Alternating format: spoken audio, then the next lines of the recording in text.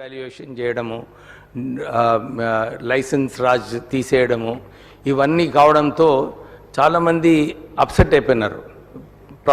ప్రాంతాలలో కూడా ఇన్ఫ్లేషన్ పెరిగి అప్పుడు చాలామంది అవస్థపడినప్పుడు వెంకటస్వామి గారు అప్పుడు రూరల్ డెవలప్మెంట్ మినిస్టర్గా ఉండే వారికి పోయి మన్మోహన్ సింగ్ గారికి ఇదే చెప్పారు, మీరు రూరల్ డెవలప్మెంట్ బడ్జెట్ ఏదైతే 5,000 కోట్లు ఉందో దీన్ని మీరు 25,000 కోట్లు చేయాలని చెప్పి వారి కోరడంతో వారు తక్షణమే ఇది ఒక మంచి ఐడియా ఉంది, ఎందుకంటే వారి రిఫార్మ్స్ వలన ప్రత్యేకంగా అర్బన్ ఏరియాస్లో లాభం పొందింది కానీ ప్రాంతాలలో నష్టపోయిందని చెప్పి ఇమ్మీడియట్లీ వారు బడ్జెట్ని 25,000 కోట్ల బడ్జెట్ పెంచి ప్రాంతాలలో కూడా నిధులు కేటాయించడం జరిగింది. అంటే అప్పటి నుంచి వాళ్ళిద్దరికీ ఒక మంచి సంబంధం ఉండే. అదే సంబంధము వారు ప్రైమ్ మినిస్టర్ అయిన తర్వాత మా రామగుండం ఫర్టిలైజర్ ఫ్యాక్టరీ ఏదైతే మూతపడిందో ఆ రోజులలో నేను పోయి వారికి రిక్వెస్ట్ చేశాను, సార్ మాకు 10,000 కోట్ల రూపాయలు ఈ రుణమాఫీ చేయాలి ఫర్టిలైజర్ కార్పొరేషన్ ఆఫ్ ఇండియాకి, చేసినప్పుడు ఈ ఫ్యాక్టరీ రీఓపెన్ అవుతుందని చెప్పి వారికి నేను ఎంపీగా ఉన్నప్పుడు పోయి వారికి రిక్వెస్ట్ చేయడం జరిగింది. వారు తక్షణమే వెంకటస్వామి గారిని గుర్తు చేసుకొని ఈ ఫర్టిలైజర్ కార్పొరేషన్నే మూతవేయాలి, కానీ మీ ఒక్క ఫ్యాక్టరీని ఈ సౌత్ ఇండియాలో మేము రీఓపెన్ చేస్తామని చెప్పి ఆ రోజులలో 10,000 కోట్ల రూపాయలు రుణమాఫీ చేసి మన ఈరోజు రామగుండం ఫర్టిలైజర్ ఫ్యాక్టరీ ఏదైతే వచ్చిందో దాంట్లో సుమారు 5,000 ఉద్యోగాలు కూడా కల్పించడం జరిగింది. అంటే మన్మోహన్ సింగ్ గారు ఒక విజనరీ అన్నమాట. చాలామంది అనుకుంటారు మౌనంగా ఉంటాడని, కానీ మీరు నిర్ణయాలు తీసుకుంటే వారు ప్రధానమంత్రిగా మరి ఫైనాన్స్ మినిస్టర్గా ఎప్పుడు కూడా కీలకమైన నిర్ణయాలు ఏదైతే దేశానికి మంచిదో దాంట్లో స్పష్టమైన నిర్ణయం తీసుకొని ఈ దేశాన్ని కాపాడడం జరిగింది. ప్రత్యేకంగా చాలామంది ఈ బ్యాంకింగ్ సిస్టంలో కూడా వారు ఎక్కువ నిధులు ఇచ్చి మన ఆధార్ కార్డ్ ద్వారా డైరెక్ట్ బెనిఫిషరీస్కి ఏదైతే నిధులు పోవాలనో ఈరోజు డైరెక్ట్ బెనిఫిషరీస్కి నిధులు ఏదైతే పోతున్నాయో ఇవన్నీ ఫౌండేషన్ కూడా ఆ రోజులలో మన్మోహన్ సింగ్ గారు వేయడం జరిగింది. వారి హయాంలో చాలామంది చెప్పుకున్నారు 8% జీడిపి గ్రోత్ రేట్, అంటే అప్పుడు ప్రపంచంలో జీడిపి గ్రోత్ రేట్స్ 2%, 3% ఉన్నప్పుడు మన్మోహన్ సింగ్ గారి హయాంలో 8% వచ్చిందనమాట. ఈరోజు కూడా కేవలం మన భారతదేశంలో 5% GDP growth, 8% GDP growth rate అంటే అన్ని ఎక్కువ ఉద్యోగాలు అప్పుడు కల్పించడం జరిగింది. ఇండస్ట్రీస్ అన్నీ కూడా ప్రాస్పర్ కావడం జరిగింది. ఇవన్నీ కావడంతో దేశం ముందుకు వెళ్తున్న సమయంలో 2008లో వరల్డ్లో ఫైనాన్షియల్ ట్రబుల్ వచ్చింది అధ్యక్ష. అప్పుడు మన్మోహన్ సింగ్ గారు మన భారతదేశానికి ఇన్ఫ్లేషన్ కంట్రోల్ చేయడానికి నిర్ణయాలు తీసుకున్నారు. ఇప్పుడే చెప్పినట్టు మన్రేగా కార్యక్రమము, ఒక మార్మూరు ప్రాంతాలలో ఎంప్లాయ్మెంట్ కల్పించడంలో ఇవన్నీ చర్యలు తీసుకోవడం వలన ఇన్ఫ్లేషన్ కూడా ప్రపంచంలో 5% ఇన్ఫ్లేషన్ ఉన్నప్పుడు మన దేశంలో కేవలం 2% ఉండే.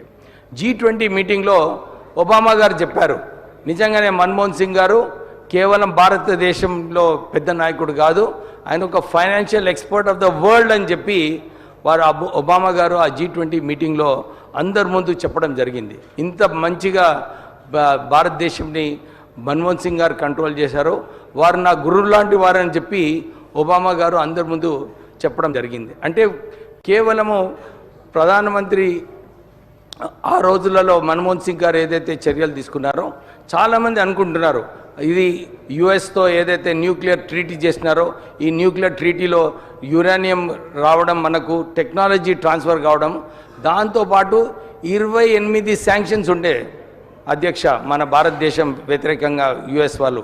ఆ శాంక్షన్స్ అన్నీ తీయడం వలన మన ట్రేడ్ ఏదైతే ఉందో యుఎస్ గవర్నమెంట్తో మన ఇండియా యుఎస్ ట్రేడ్ పెరిగింది.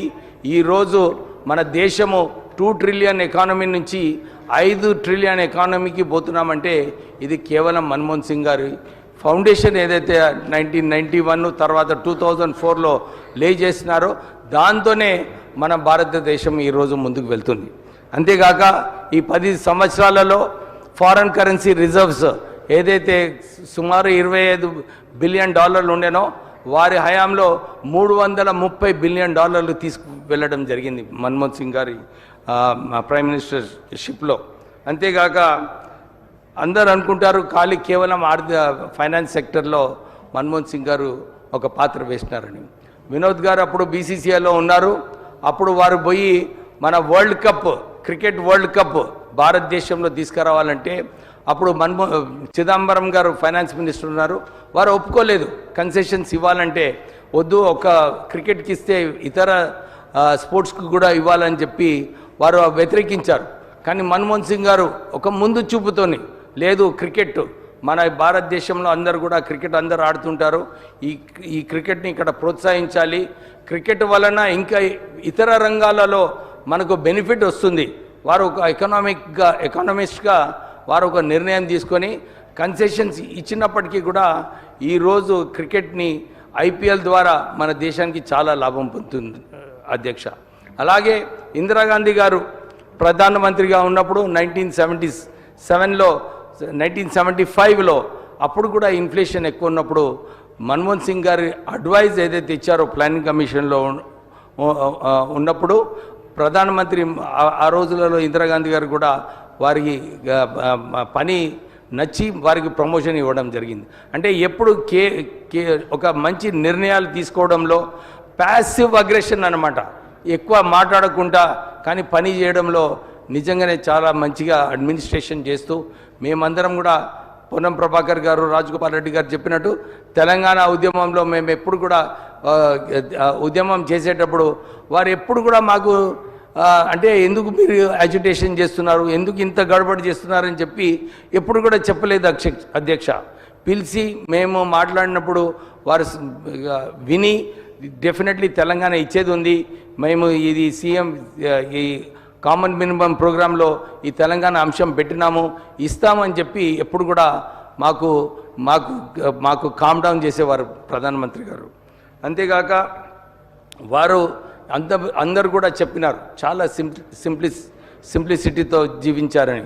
అంతేగాక చాలామంది వారితో ఎవరైతే పనిచేసినారో వారు అందరు చెప్తుంటారు, సార్ చాలా మంచి టీం ప్లేయరు, ఎవరైతే ఏది సజెషన్స్ ఇస్తున్నారో వారు తీసుకునేవారు, దేశానికి ఏది మంచిదో అదే నిర్ణయం తీసుకునేవారు మన్మోహన్ సింగ్ గారు అని చెప్పి అందరు కూడా గొప్పగా చెప్పుకుంటుంటారు.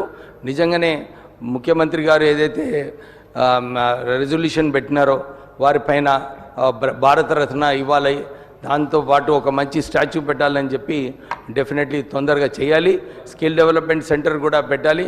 ఇంకేదన్నా పెద్ద ఇన్స్టిట్యూషన్ ఉంటే మన్మోహన్ సింగ్ గారు అసోసియేషన్, ఎందుకంటే వారు పెద్ద ఎకానమిస్ట్, అంబేద్కర్ గారు ఏదైతే లండన్ స్కూల్ ఆఫ్ ఎకనామిక్స్లో చదివారో వారు ఢిల్లీ స్కూల్ ఆఫ్ ఎకనామిక్స్లో చదివి ఇంత వరల్డ్ లీడర్గా ఎకనామిక్స్లో వరల్డ్ బ్యాంక్లో కూడా చేసినారు. అయితే ఒక పెద్ద ఇన్స్టిట్యూషన్ కూడా వారి పేరు పెట్టాలని చెప్పి కోరుతూ ముగిస్తున్నాను. Thank you.